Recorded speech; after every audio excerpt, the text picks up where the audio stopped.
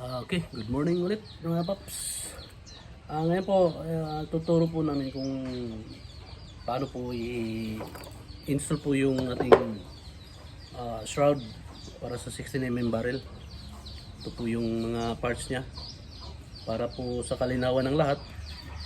Bali po, ito po mahaba to. Ito po talaga yung haba na papadala namin sakali para ma-adjust nyo yung kung ano po yung mga gusto nyong haba ng kayo na po magpuputol nito. So, ang pinakauna, ito po. Meron po yung dalawang set screw dyan sa loob. Ayan. Ilayo nyo po ito para makapasok po dun sa loob.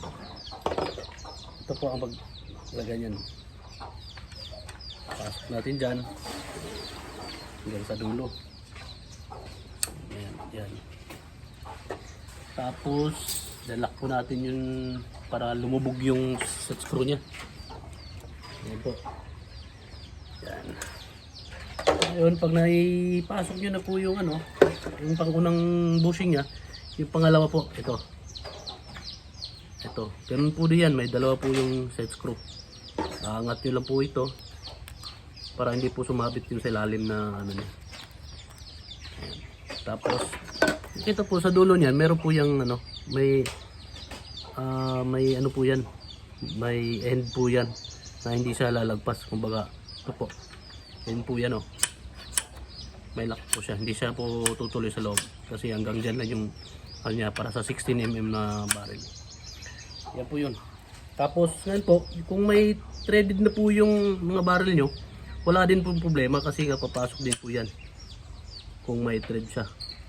Wala po, kahit hanggang dito na po yung thread niya kung threaded yung dulo ng barrel nyo. Wala pong problema, kahit threaded or non-threaded, pwede po yan. So, lalak nyo na lang po ito dito. Screw nyo na po ulit. Yan. Yan. So, ayun yung finish niya. Ngayon po, ito, kung gusto nyo po yung kayo na mismo magsukat nung tamang-tama ng nyo, susukatin nyo lang po dito. Wag lang magkulang. Pwede magsobra, huwag lang kulang. Kasi pag sumobra, okay lang, i-adjust nyo lang po ito. Ilayin nyo lang ito pa bante para makapasok. Sa ngayon, di ko muna siya pinutol kasi nga hindi pa siya sa actual ito. Isasample lang natin. Tapos, ito po yung pasok niya. Yan.